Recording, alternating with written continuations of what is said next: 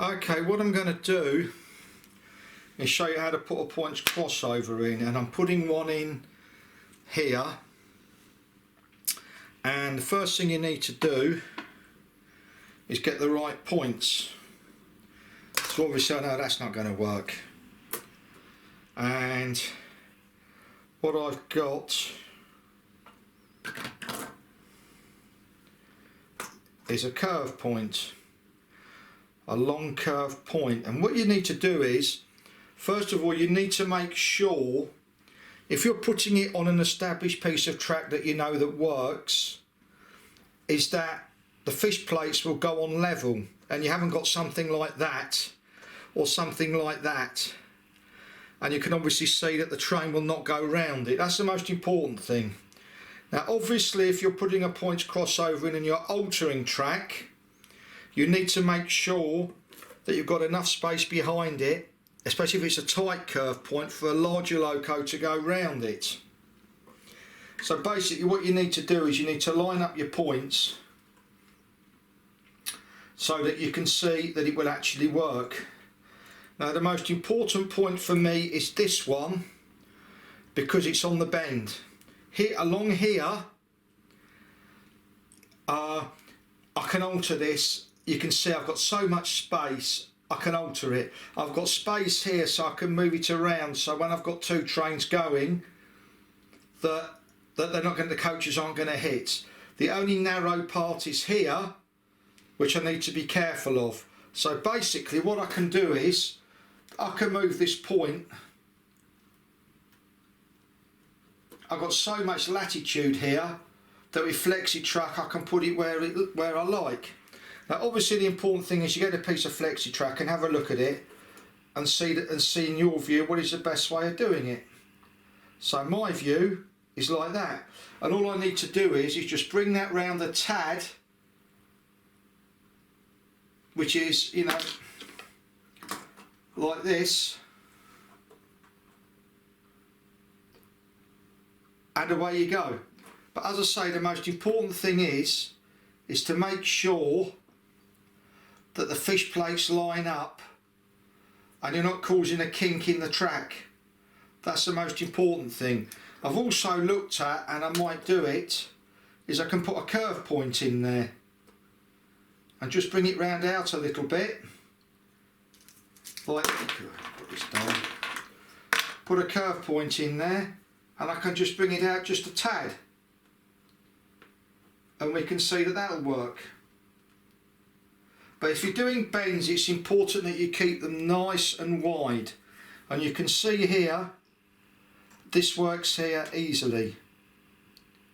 So you have to make sure before you do anything that everything is going to work. Right, where I've decided to put this point is here, because it lines up with the track either side without any problems, and it should go in a doddle. Nice wide sweeping bend still, and I've got the crossover. Now what you do is, to put where you want it, is you just do a black line either side,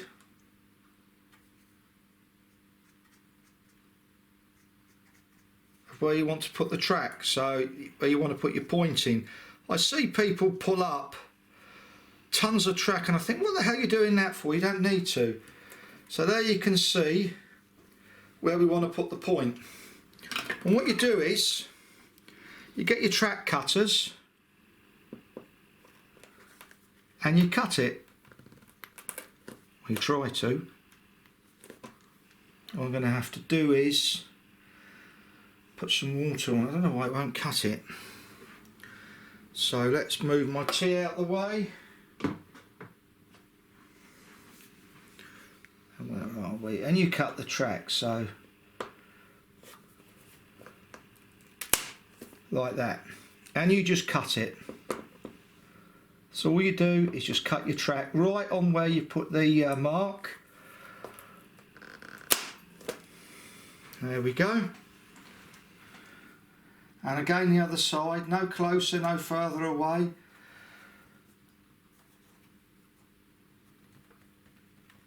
Jesus. And you cut it.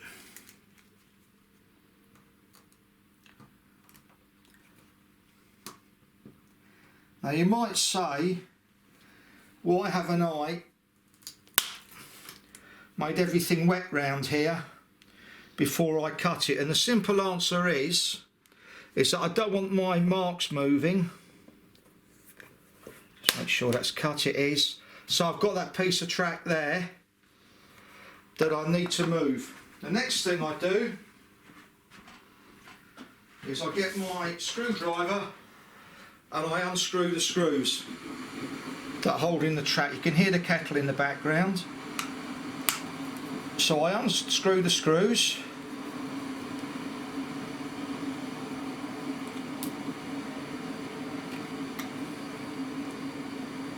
Take the track out.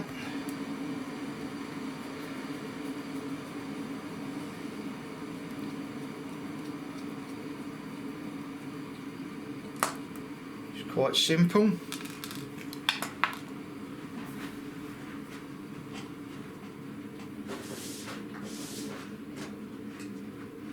And the next thing to be done is I need to loosen it so I can pull it up. Now obviously this is just pure water and it's been down for a while, this track, so I let it soak in.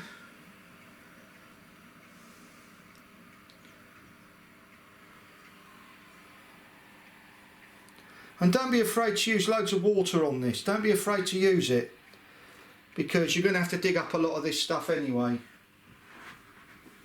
The next thing you do is you pull up your track,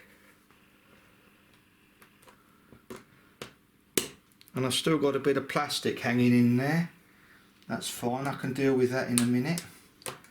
And here we go, yeah, and there it is. I've taken the track up.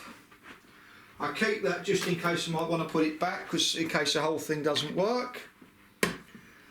And now what I do is I get a scraper,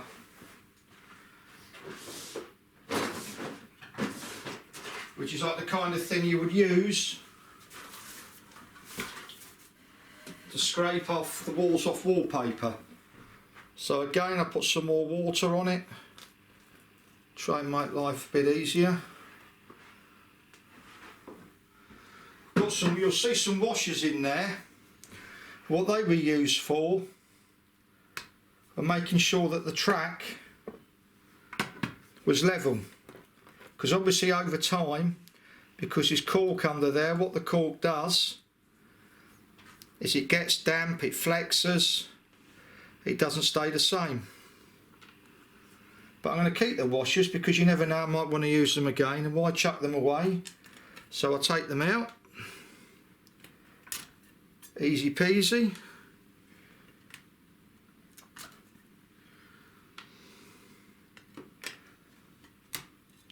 But the great thing about UPVA glue is it's such a friendly thing to use, because everything dries rock solid, but when you put water on it, it comes apart easy. God, this must have been uneven, or it did get uneven. I'll take out the washers, which is easy, and this is still pretty solid, so I'm going to have to add some more water to it. But as I say, this has been down a while, so anything that's been down a while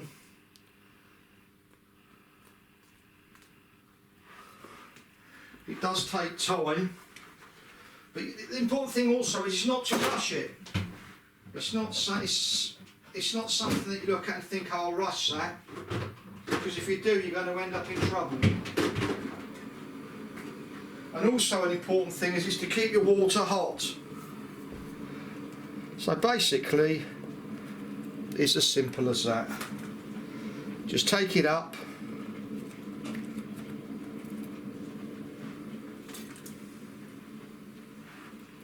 And if you'd like to cut. Okay, what I've done is I've made sure I've cleared all the rock out the way. You didn't need to watch that. We're using a scraper. and I've made sure it looks like it fits.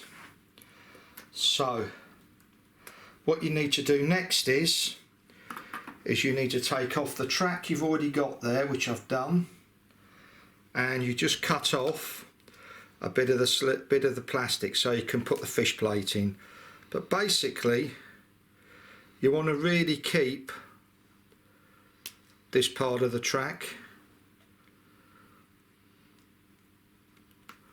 so that you can put it back, and you try and make sure you put it back pretty much where you got it from, and you can see that by your ballast. And this as well, this should come up, or if it doesn't, what you can do, a neat little trick, I don't need to on this, and you just pull it gently up. And it's always worth having tools that aren't rubbish, i.e. cheap tools, you're going to catch a cold. So basically, just put this back. I don't think you needed to see me cut that. And you put them back in. You may have to deal with the ballast later, and there you can see they're in place. Now the most important thing you need to do is actually make sure your handiwork works, because there's no point in doing electric points and it doesn't. But now something you do need to do, which I haven't done, which I've forgotten, is you need to make good where you've cut the track, because what you have is you'll have burrs. So sorry about that, I forgot about that in my enthusiasm. And you need to make it good, which is quite easy. You just file underneath it, because where you've cut it, you've burred it, and you just give it a go with the fish plates. And when it slides on easily, you know you've got it right, and I know I haven't got it right. So you just basically file, and you file on the inside as well, because it will have burred. Right, what I've done is I've actually taken the burrs off here. You didn't need to see me do that. And what we're going to do is we're going to make sure that this actually works, this handiwork, because there's no point in having done all this and nothing works. And I do have an issue where I haven't cut it far enough back for the fish plates to run as far as I want them to. So if we can cut it, I'll deal with this. Okay, what I've done is I've now taken away more of the railway sleeper or railway tie, if you're an American watching this. So the fish plates will go all the way where I want them to go, all the way up, maximum reach, which is cool. And then what I need to do is I need to make this go onto the track I've got, which is fairly easy. You just get a pair of pliers, long nose pliers, and just gently ease them in. Don't go mad or crush them, because if you've you move the burrs enough, they will go on. Now that is on enough for me to test the track. And what we're going to do is we're going to test it and make sure it runs, there we go, as it should, because there's no point, as I've said, in putting everything down and then it doesn't work. So we'll have a loco, I'll hold it down as it will be when it's held down, and we'll run it round and it doesn't work. So let's stop the loco and we'll have a look. Oh, that's why it doesn't work. So what you need to do is, can you just hold that down there, the pliers? We'll have a look and see what goes on. Bear in mind, points have to be level for them to work, and you can see there we go, no problem at all. And there we go, no problem at all. So basically we've tested it, we know the loco can go round it, and what we're going to do is just to make sure,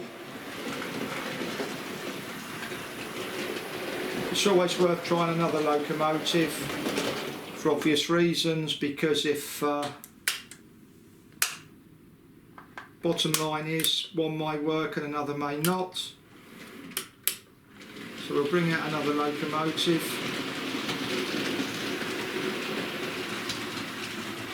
And check that. And you'll see another one going round, but that's because I haven't stopped to move it. And you can see it's a doddle. No problem at all. Yes, I've got to level up the points. I'm aware of that. In fact, let's lose that. And the ground's got to be level, but you can see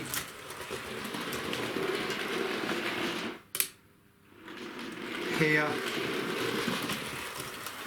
it's no problem at all. And that's what you need to do. You need to make sure when you put something in that it actually works. Now you can probably see when Susan changed the height of the point it wouldn't run properly, so everything has to be flat. And as I said, the most important thing is to try different types of locomotive. Don't just try your favourite locomotive, because they all run differently. They all are sensitive to different types of track, and you can find yourself catching a cold because you're running something round. And I'm going to just bring around a class 37 stroke 1 just to give that a bash. And you can see the bend is still true. So as I've said, when you put something in, don't go to all the grief of ballasting it, etc., because then you can easily find that it doesn't work. We can level off the point, we'll put the sleepers back, and we'll put some washers there, and then we will see. But as you can see, I've tested it, it's in the right place, and you can see it's nice and straight here on the bend. We haven't deviated from the bend here. It's all exactly as it should be. And that's the important thing. When you're putting something into a bend, that you don't try and twist it, move it, cheat, have bent fish plates. It just doesn't work. But as you can see, we've tested it, it works. We will now go on to the next part of what we're doing.